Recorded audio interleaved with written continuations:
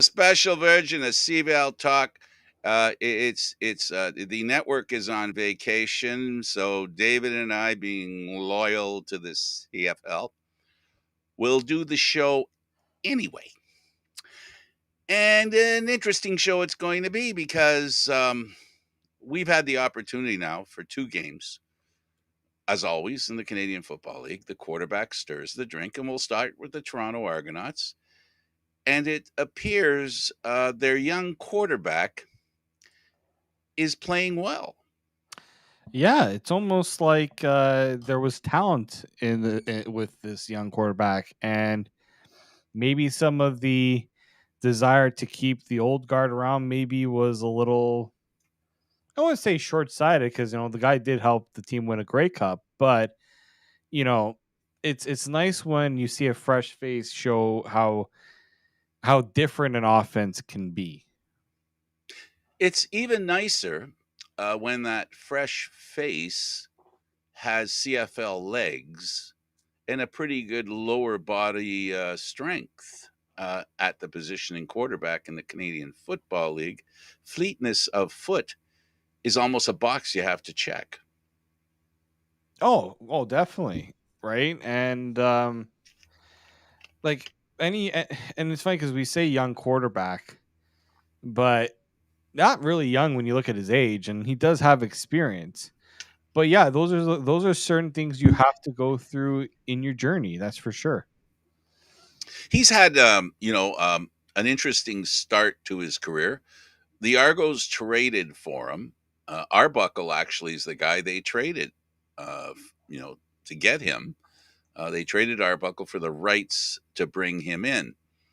And he has been, we've seen so many players, talented players, whether it be NFL, college football, that had reputations that they came to the Argos, maybe even the Canadian Football League. And yeah, I can see why he had that reputation. Um, he has been, um, you know, not necessarily, he's not a unicorn. Many players who have overcome the reputation to be great CFLers, and he looks to be one, and overcoming, the reputation that he had. Maturity has been, I think, has been the most surprising, maybe best surprising thing about him. I think you know what, when you go through certain experiences and it humbles you a little bit, because let's be honest here, um, you know, he had a name to live up to, right? And that's not an easy thing for someone that young to have to deal with those expectations, and then for it to not work out, right? And for it to knock you down when you do certain things, and the spotlight is highlighted a lot more when certain things happen, right? So I think in a way there was that realization that, okay, if I want to take this seriously, I'm going to have to step it up in terms of making the right decisions, right? It comes with, you give someone a chance. If they show that they're worthy of that second chance, they'll prove themselves. I think that's what Chad Kelly's doing right now, because I've had a few conversations with him. You can tell that maybe he knows how to take a business approach. Sure, there are sometimes he says some things that some people don't agree with, but when it comes to representing this team right now, he understands the magnitude of being that starting quarterback and what it means. So it's yeah, he's definitely, I would say he's grown since he first came to Toronto. There are still some things that he does and says that makes it feel like there's a little bit of that me mentality at times, but these last few weeks I haven't seen that from him. I will say that he continues to show maturity and growth. Confidence, cockiness, and being a little bit, high on yourself. Those are three different things that he may have had as a descriptor for his life, but I think he's slipped into the middle one, where his confidence and cockiness is mostly um, making him a better player. I mean, you've got to have confidence to be successful in sports, and as a quarterback, I think there has to be a little bit of cockiness. Mind you, there are rarities like Ricky Ray, to whom he didn't display any cockiness, but you knew he was confident. Yeah. Even McLeod Bethel Thompson, you know, very humble in a lot of ways, but you know, there was that confidence in himself as well, right? And you have to have a little bit of that to be a quarterback. You have to show that you have the confidence in yourself, because if the quarterback doesn't have the confidence, how is the team supposed to react, right? And Absolutely. so I think that rubs off, right? But it's in the CFL and football and a lot of things in life. Saying it is one thing. We got to be able to put the action. Yep. Put. I'm trying to think of the phrasing right now. Deliver it. Yeah, you have to deliver, right? But you gotta words don't paint the picture, right? It's No, the action that does it. no. You got to walk the talk, and and they the Argos in this game, and we'll start with Chad Kelly because the rest of the team we can talk about the rest of the team in the game. Chad Kelly threw his first interception. There were a lot of people, at least on the broadcast, that were questioning the way he would play after tossing that interception. It appears after asking that question and further down the road with the return possession of the ball and that long run down the field for a field goal immediately after, I think spoke to the fact that he can overcome stuff, which is important. We've seen so many quarterbacks that, for whatever reason, lose confidence immediately and can't get it back. And you've got to be able to overcome a bad play, and he proved he could do it at least in that game. Yeah, no, and that's important because it's not going to get any easier, right? These first two games, yeah, Hamilton's a very tough team to go up against your first start. Edmonton, we know where they are currently, but it's not going to get any easier. And as teams get a better idea of how you play, because there's not a lot of film on Chad Kelly. You had a game and a half, a game and a quarter from last year, right? Of him taking snaps as a quarterback. Now teams have 2 games worth of film on him. So they're going to start to see his tendencies, what he likes to do. And that right there is where it's going to get tough. That's where the coaching comes in, because teams are going to pick up on things.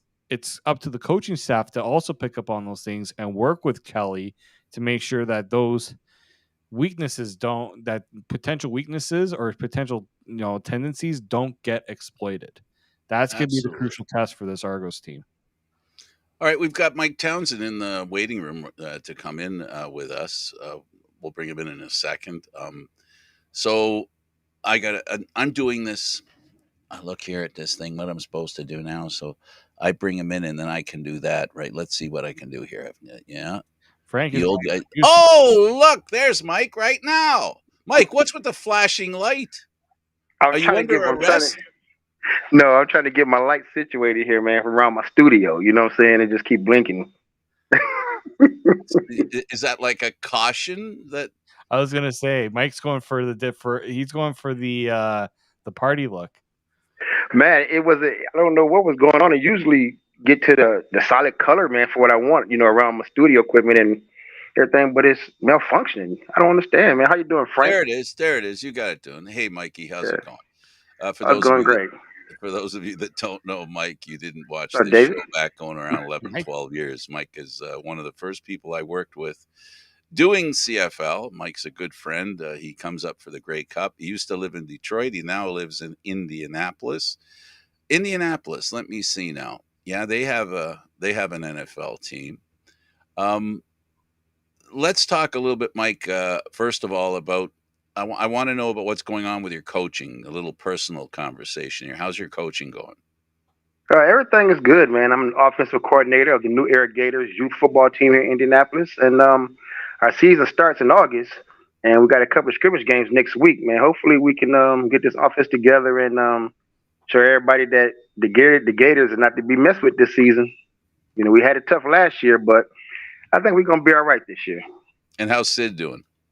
Oh, she's doing fine. I just got finished talking to her she's in the front room on a computer playing Roblox, or it is something she was playing. I couldn't remember what it was. Yeah, always think of her and pinball at the same time. I remember the time sitting in the front row and, hey, pinball, come say hi to our new football fan from Detroit. At the time, she was from Detroit along with you, and he picked her up and brought her onto the field. It was the funniest thing. What a great man, and your daughter really was enthusiastic about the experience. Yes, and it's funny, Frank, because we actually looked at the videos yesterday. Me and she was sitting here watching TV, and I said, "You remember these videos?" She said, "I don't remember." I said, "Well, I do." I said, "You went down in the football field with the cheerleaders, and you were down there with the cheerleaders for the fourth quarter." I said, "Man, this is memories right here." Yeah, yeah, yeah, yeah. On the football field is is pretty good. Okay, Yeah. Mike, you just joined us. We're talking about the Toronto Argonauts, and they have a young quarterback named Chad Kelly. He has, as we inferred, that he has Royals football blood in him. His uncle is a Hall of Famer and a quarterback for the Buffalo Bills. Tell us what you think of Chad Kelly, and what have you grown to understand from watching what he's doing? I watched the first Argo game I watched was last week, um, and I kind of heard him talking during his pregame interview or the halftime. I can't remember which one it was. Chad Kelly has a really nice chip on his shoulder, man. He's like he want to get it done. You know what I'm saying? I watched him a little bit in the Grey Cup last year, uh, but my personal think of Chad Kelly, I think he's a good quarterback. He just needs a how can I say it a good quarterback coach to bring it out of him. You know, he does have some throws, man, that's kind of questionable. He does have a strong arm, but his consistency can get better as a CFL quarterback. Yeah, and I think he has a pretty good quarterback coach, David, in Dinwiddie. Yeah, but I mean, I don't think Mike's too far off because there are inconsistencies, right? He's not. You look at his completion percentage; he's not lighting it up in a lot of ways, and there are some misplays, there are some misreads. It doesn't help that he had to bring in a few new receivers because he had two guys who were expected to start weren't even playing in against Edmonton and against BC. Markeith Ambles was already ruled out, so that's something to be expected. And he hasn't had a lot of reps, right? Only preseason reps he got was in the final preseason game, and that was for one quarter, right? So I think it'll take some time, but that is one thing, Mike. I will say, you think you're bang on about Kelly is there are some inconsistencies because against Hamilton, he was lighting up in the first half. Second half, the Argos offense was pretty silent. Edmonton, it was better, right? There were the two interceptions. There were some missed throws, some misplays, but it was a better all around effort. And I think the good thing that Toronto has right now is they have the running game behind them. Because if the Argos didn't have a running game, I think this would put way more pressure on Chad Kelly than he would need in his first, just to start the season. We know that one of the most important things about being a quarterback in the Canadian Football League is you can't throw interceptions. He threw a couple in this past game. That's something that's not good. But he did approve. Again, we talked about his feet, and we also talked about his strength and his ability to be elusive and not be taken down by defenses. He eliminates a lot of possible sacks by the way he can move around. And yeah, you're right. The thing that the biggest thing that I'd say about this game, if we talk about the game in context, this is a game that had the Grey Cup champion going into Edmonton, a team that was shut out the week before. This is one of those games where any team could fall prey to losing, a trap game. This was probably a very good setup trap game. And what the Argos proved, along with Chad Kelly as a team, is every time they made a mistake, they did something better. Yeah, I think it helps that there's enough support around Kelly and belief around Kelly that he doesn't have. It's not like with McLeod Bethel Thompson last year, where if he made a mistake or things weren't going well, there was a constant let's get Kelly in there. Let's get Kelly in there. Right now, Chad Kelly is the guy. You're not going to hear people say, "Let's get Cameron Dukes in there," right? Let's get the backup going in there. I think it helps to know when you are the guy and there isn't that person, behind that's kind of breathing down your neck a little bit here. In a lot of ways, you see it with Hamilton. Yeah, Bo Levi Mitchell is the guy, but there's a lot of Hamilton fans going, "Let's get Matthew Schultz in there. We want to get Matthew Schultz in there," right? There, And I'm one of them. right, and so it helps that he is the guy that the team has fully committed to him being the guy, and they're willing to accept his mistakes because they know that he is going to make mistakes. No quarterback is usually perfect. I mean, I haven't really seen a perfect quarterback performance, right? And so that's those are the things you're going to take. And the biggest thing with you when you're dealing with someone like Chad Kelly is you got to be able to prop them up and call the right plays for him. Right? And it was funny because Ryan Dinwiddie said in the press conference that he could have gone Chad Kelly some rest in that fourth quarter and put him in a position where he didn't have to play right in that what we would likely call garbage time. He says he didn't. His play calling wasn't the best because it forced Kelly to have to be in there in times where he shouldn't have had to be in there.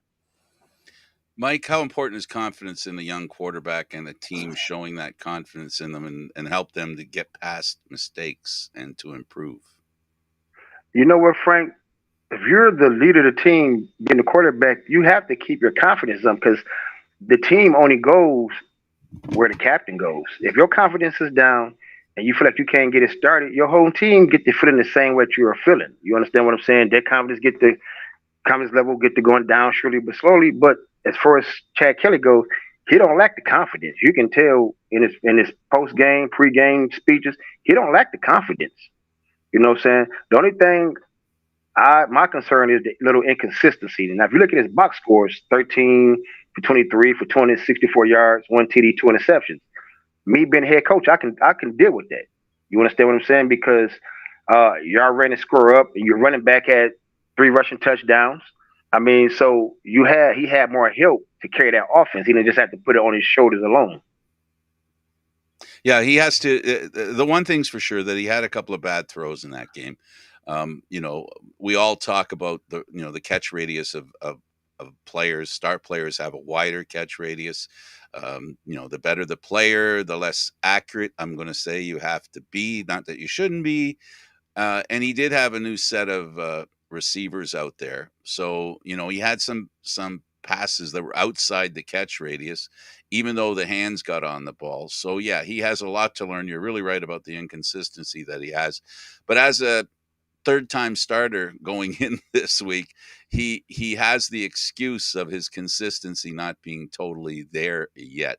What he hasn't done, and that I think is the most important thing, is he has the confidence to know that he can make a play after he makes a bad play. And that's something that I think any athlete needs, right? You got to be able to move on to the next play and not get stuck on the last play. We've seen a few quarterbacks in the Canadian Football League, like Evans, in the past couple of years, that they get on a bad roll and they can't get out. The worst. Look at what happened in Edmonton. Kyle Oh Loxley gosh. comes in for Taylor Cornelius. First play, he fumbles the handoff. He fumbles the ball. And what does he do? He goes to the sidelines, feels sorry for himself, and doesn't come back in. And not only does he not come back in, he gets benched. Chris Jones is like, okay, you're not going back in. And today he's cut. Right? Like there's a clear message being sent there from Edmonton saying, you make a mistake, that's fine. If you can feel sorry for yourself, but the team still needs you. Don't quit on your team in a lot of ways.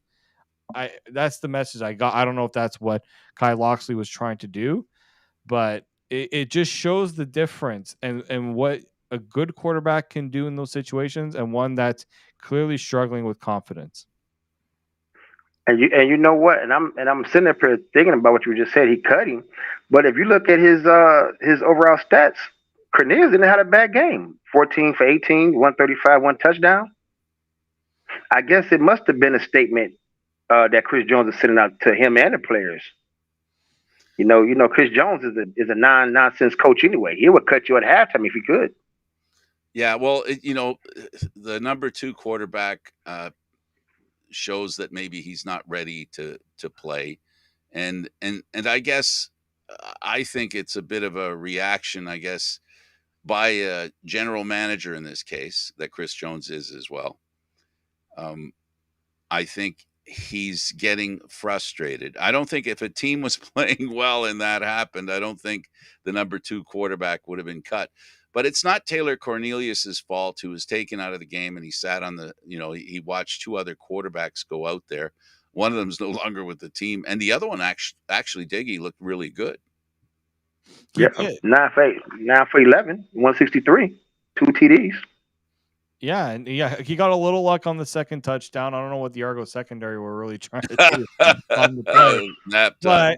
but no, but I mean, one of the first touchdown he threw, and then the second touchdown he threw that got a little lucky.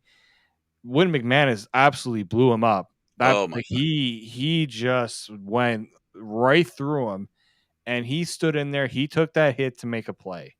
And to me, that's a quarterback that's trying to show that I'm maybe give me a look. I'm willing to make these plays, right? And there's a there, And what annoyed me about, I mean, Cornelius had decent numbers, but you've got Eugene Lewis, who you spent a lot of money on. He did not get any decent looks until it was already too late for Edmonton. Steve Dunbar, he had a really he good was game, incredible. but it was just him to start the game. And guess what? I understand he's the possession receiver. He's going to give you a bit of that safety blanket. But you've got the arguably the best receiver in the league, and you don't use him until it's already too late. To me, that's, I don't know if that's bad play calling. I don't know if that's Cornelius not willing Well, if you're the to. Argo defense, David, Yeah, you're saying you're responsible for that. right? But I think, Cornelius showed a little too much. He wasn't willing to try and go out to make those big plays. I feel like he was trying to not make a mistake. And what really worked for him was when he was able to run and get out of the pocket. But as soon as the Argos found a way to keep him in there and force him to throw, that's where it went off the rails for him. They had 6 sacks in the game, and he had the majority of them. Right? He just was not able to break free. He wasn't able to, really push the envelope. And the Argos were happy to send, 4 or 5 guys to go and rush him and force him to make a quick decision. And he just wasn't able to do it. When you just mentioned there at the beginning of the words that you threw out there, and the ones I liked the most were about the Daggy getting up, taking the hit. That might have been part of the reason why the other quarterback was let go, because you see the contrast in a player in a reaction to a tough moment. One finds a way to get loose and dig in a little deeper. The other one, not so much. So I guess that might be something that added to to maybe the release of a quarterback that maybe didn't look ready for prime time. Yeah, no, and that's the thing, and it's funny because Ryan Dinwiddie, he kind of made it seem like he knew exactly what Chris Jones's game plan wasn't going into this game. The Argos game plan for it, in a way, without saying it, I'm putting words in his mouth a little bit. He kind of made it seem like he outcoached Chris Jones. There was a bit of that challenge there to do that, and I'll give Ryan Dinwiddie a lot of credit because he has definitely put the Argos in a good position the first 2 games. He hasn't made those costly mistakes on the sidelines that we saw him make last year and the year before. And that's what you can see he's getting a lot more confident in that position on the sidelines. In a lot of ways where people maybe weren't too thrilled that the Argos were going with a rookie head coach, but clearly they saw what he can do, and he's starting to show the belief and confidence in himself that he knows what he is doing on the sidelines. Yeah, Mike, he's also had a handle on not making mistakes. Last year, every other game he'd have a mental brain cramp, silly mistakes. He hasn't made any yet in the first 2 games, so he's getting a handle on being a head coach. It's not something when a team picks a guy who's never been a head coach, which is unusual. We all know it's unusual, and the guy actually wins games right off the hop. It's a good organization around him. I mean, he must have something to offer. So, Ryan Dinwiddie's a pretty good coach. Oh yeah, Frank. You got to understand in football, when you're an offensive coordinator, quarterback coach, what Dinwiddie was, you're basically what assistant head coach or next to the assistant. You're learning on the fly to be a head coach when you're an offensive coordinator or a defensive coordinator. You know what I'm saying? And everything that he's been taught, he just brought over to the Argo and made it the Argo way. I mean, the players play for him. They definitely That's do. one thing I can. Yeah, they play for him. Mike, I know you were when you were doing the show with us back then a few years ago. You were a big Bo Levi Mitchell fan. I got the sense with that little sly little comment about bringing in Schiltz, maybe your hero worship for Bo Levi Mitchell maybe is a little tarnished. No, it's not tarnished. But one thing I will say, and I'm gonna take this back a couple of years, where one of our former co-hosts said this to me, and it stuck in my brain as I watched the Hamilton Ticats games uh, this season, 2 games they played. He said, "Bo Levi Mitchell is a good quarterback, but the system that Calgary runs with the type of receivers that they have made Bo Levi Mitchell great. And now that he goes to another team, I'm starting to see what Chris Jones was saying, Christopher Jones, even though it's only been 2 games and only played one. And my take is this: if you're going to bring a big time quarterback to your organization, I'm sorry, man, you got to bring some receivers in that knows how Bo Levi Mitchell plays, and to help bring that winning the characteristic that Bo Levi has. You have to bring some people that plays with him, guys like now. And I'm just saying, if I was a GM, bring Bo Levi Mitchell. The next player that I'm going after would be Reggie Begelton. Yeah, That's one I of Bo hear you. Levi I Mitchell's. mean, we saw that with the Argo head coach. I mean, he came from Calgary and he brought players from Calgary. He's brought coaches from Calgary. Yeah, so familiarity is a very important an important thing. In conclusion, on talking about the Argonauts, David, what would you say were other things that look good for the Argos? I mean, check. The special team still is a little bit not so good. The defense is outstanding. And by talking about Chad Kelly and all his success, like Mike Townsend says, the quarterback is only as good as the rest of the team or the rest of the offense. That seems to be okay. And I guess my final question is this was an easy game for them to lose. They could have lost this game really easily because it was one of those games where you have a team that shouldn't win could win. I think the big thing for the Argos was they when it wasn't kind of going well at the start, especially for the offense, it was a running game. Chipping in, AJ Roulette will get an 8-yard run, 4-yard run. But I talked to AJ after the game and he said all 3 touchdowns he scored, he went untouched into the end zone. There were a lot of runs where he was not getting touched, and he said that's a credit to the offensive line. He said the offensive line took a big step from the week before, and the Argos had 191 rushing yards. That is huge, for this offense, Especially in today's CFL. right? They have 3 running backs that they can throw out there at any point. We talk about AJ Olat, Andrew Harris, who he'll be happy to get his 8 carries a game. Like he's just riding into retirement, quite easily. And then at the end of the game, when it was out of reach, it was Danny Adebaboye who was getting carries, and he was averaging almost 7 yards a carry. And it was some very impressive work from him. And he's stuck right now in the numbers game. But the Argos can really a lot of like what Calgary used to do. You have a good Excellent. running game, you're going to use it, and that's something that I feel like if you look at the East teams, Toronto, that's something that they can boast that they have a really good rushing attack. I'm sure other teams will try to figure out ways to limit that, but between them, I would say maybe Montreal with William Stanback. I think Toronto still has the best rushing game in the East.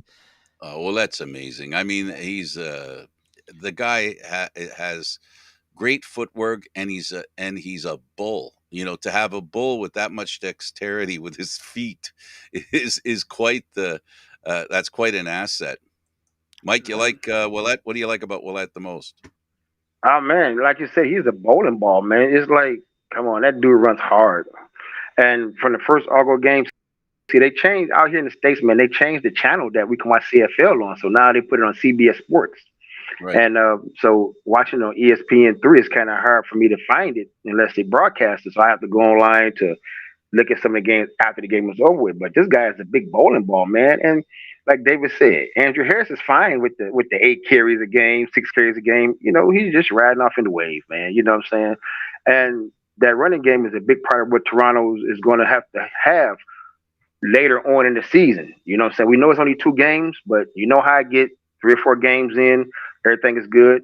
Then it's always that, because you're going to be shuffling a lot of players in and out. Guys being released and bringing other players in. Guys get tired. So having a running And back the that, weather. yeah, and the weather, And the Frank, weather. and the weather. So having a running back like continuously right now, like I said, 2 games, smash mouth that ball, keep on giving it to him. Keep on giving it to him. That's what he's getting Absolutely. paid for. All right. So the Argos win. Um, and I got to tell you, it was a very interesting game. 43-31. A real shootout, I guess. A lot of misplays led to a lot of points in that game. So it didn't play like a 43-31 game, but that's what it was. Let's talk about what I think is the next most important game. Probably, I don't know, because they play each other 3 times. So there's a chance for Winnipeg to make up for their 30-6 loss at home. Mike, how surprising is that to you?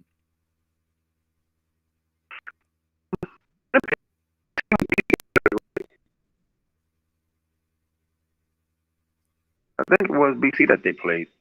For Winnipeg to lose that, they had an off game. I'm sorry. They just had an off day. Did nobody show up to play? No Yeah. one Yeah. How showed about up. you, Mike? How about you, David? Well, I mean, I think Mike, yeah, Winnipeg, that's not a Winnipeg effort, in my opinion. That's not something you see from Winnipeg. I mean, the offensive line to give up 7 sacks, 3 of them to, 3 to 1, to one guy. I mean, look, we've been touting BC's defense for quite a while, and Matthew Best, Forever.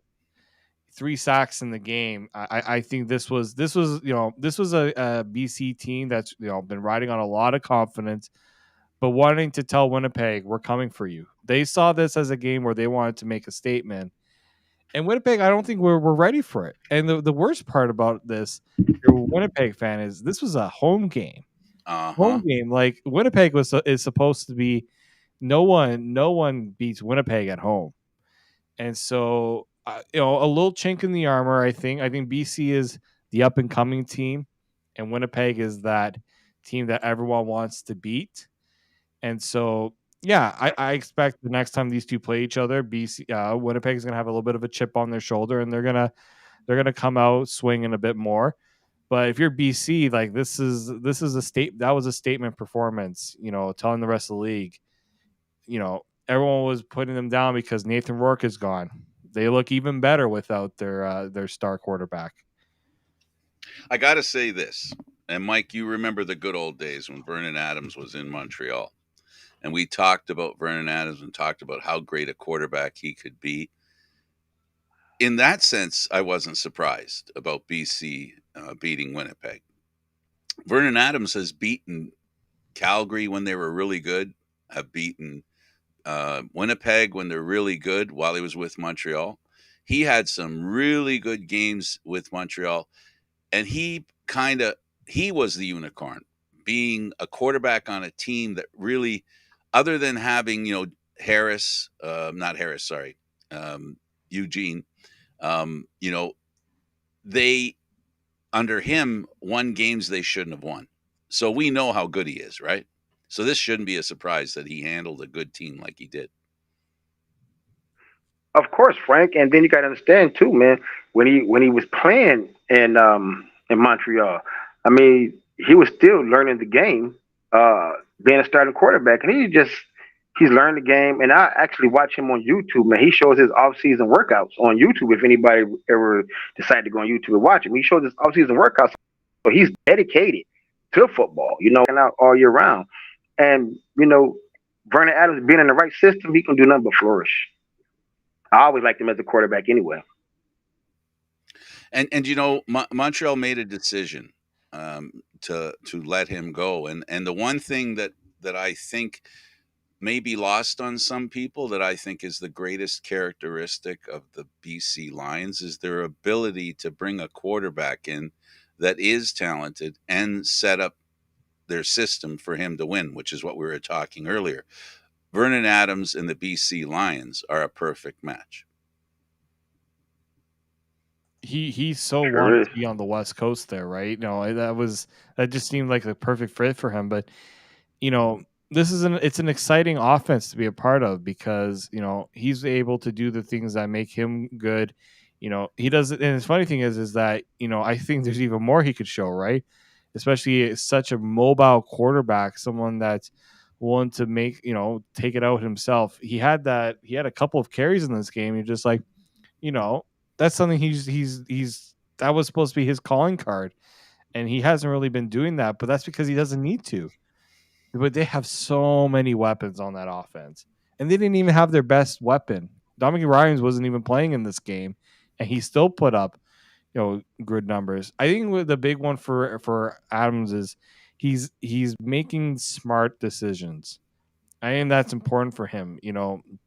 He's got confidence in his receivers. I mean, it's hard not to with that receiving core, but he's also not being asked to do everything, right? And the defense is going to give him a lot of opportunities as well. I think that's the other one too. Is the defense is going to give that offense plenty of opportunities to make plays, and that's an easy thing for a quarterback when you get as many chances to take it to a defense like Winnipeg. That's a tough defense, and they didn't even get I think they didn't even get a sack on them. Like, actually no, they had 3 sacks. My bad. But that's a defense that likes to put pressure on the quarterback, and I didn't feel like that Vernon Adams had that much pressure on him. Well, the thing of it is they've got to drop back the linebackers, and then they've got to pull them up, because Yeah. even though he didn't run a lot, Mike, we know he can, right? And it's not about what a defense does; it's what a defense doesn't want to do, and that is they can't leave him open to run. So that opens up the passes that he can make. So this is why I think, anyway, it's important that CFL quarterbacks be mobile. hmm And then when you have a guy like Lucky Whitehead on your team, I mean, it makes it even easier. Yeah, they've made some great decisions with players that they've brought in. That Yes. we've seen that organization from top to bottom. It has been and continues to be top notch. You don't just. I'm not just talking about on the field. I'm talking about the GM, the coach, and of course, I'm talking about the ownership there. The BC Lions have been a team that tried going with the big money on a quarterback and Riley. It didn't work out for them, not because of Riley, but because the organization wasn't ready. And this is the same. We're going back to this word again, where a quarterback can be great, but he needs to have the team around him that helps him to be great. Exactly. The stability around him is totally different than what he had in Montreal.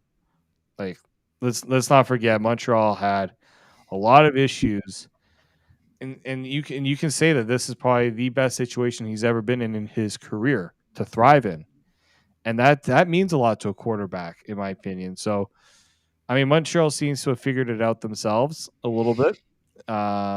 We'll see how that continues, but I don't think many are. I think there's probably a lot of people who are happy to see Vernon thriving in a thriving when maybe some thought he was going down the wrong path. But he waited for the right situation. He got himself in the right situation. Now he's thriving in it.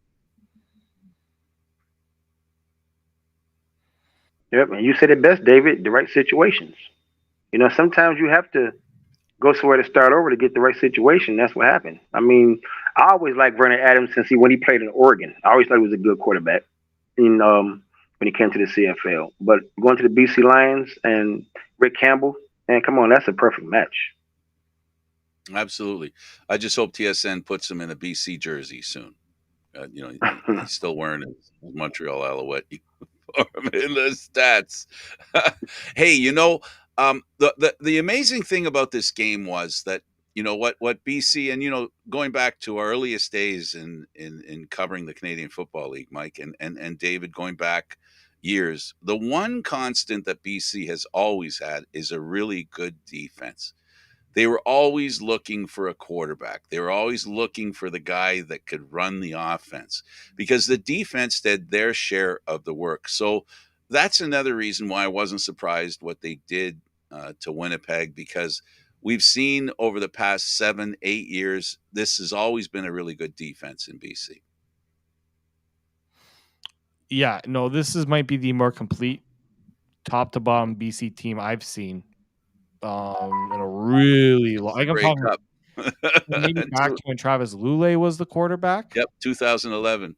Right? Like this is that type of team. Now, I'm hoping that this could continue because that team deserves it. They've done things the right way. The fan base has been behind them. So that's a thrive. Like they need them. I want to see that BC team thrive.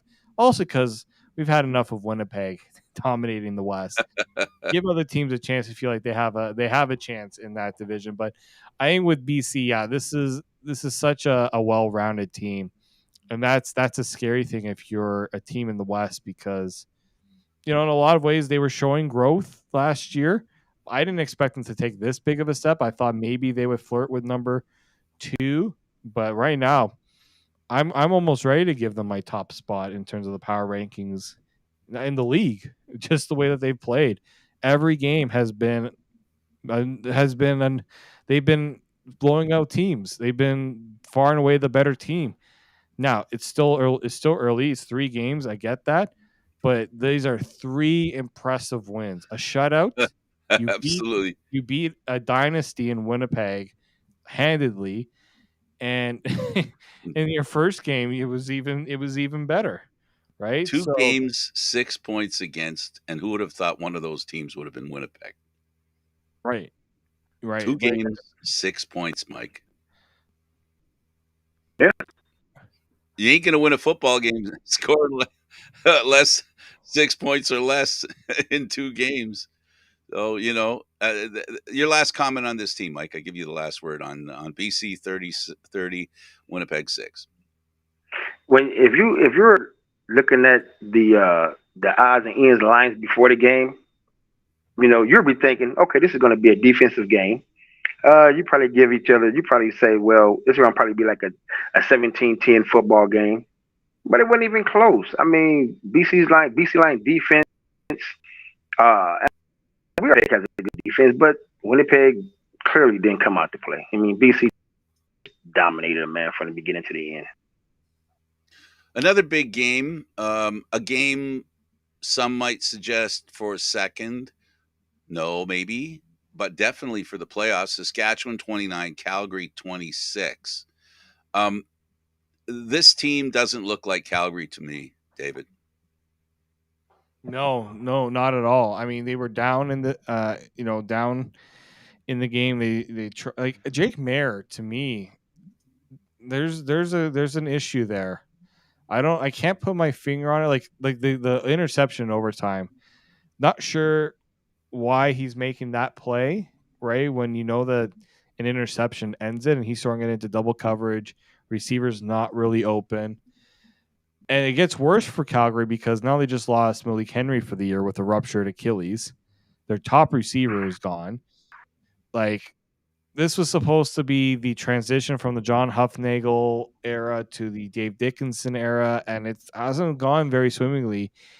And the good thing for Calgary is that Edmonton's not very good, so there's that little bit of runway. But the issue is BC's good, Winnipeg is still Winnipeg, right? Like it's and Saskatchewan, they're a team that's going to be No, they're gonna have their ups and downs, but you have a lot of faith right now in that Saskatchewan's got a quarterback that they are, they're very entrusted with Trevor Harris, and there's that's Calgary's is in danger right now. They've got to figure things out, and they're not going to have a lot of time to do it because there's not many teams that can get by if you start an 0-3 or an 0-4 to start a season, because that's where it's trending right now.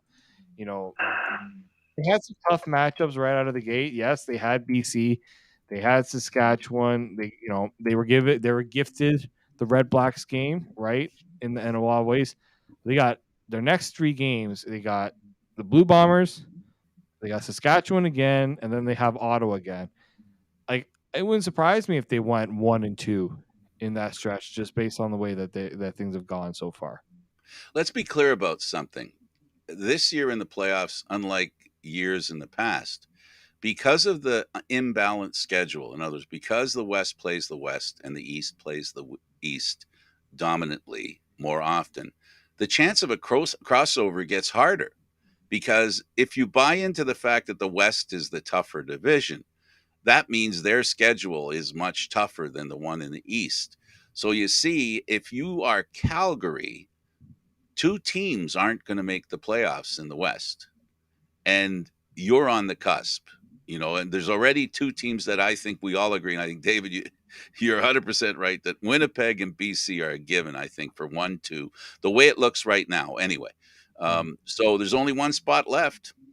So you can't lose against Saskatchewan if you want to make the playoffs. Yeah. No, and I think that's Sure that's can. that's the problem right there for Calgary, is that Saskatchewan, if they're able to even be a 500 team, that might be enough for them, Because of being in the Western Division.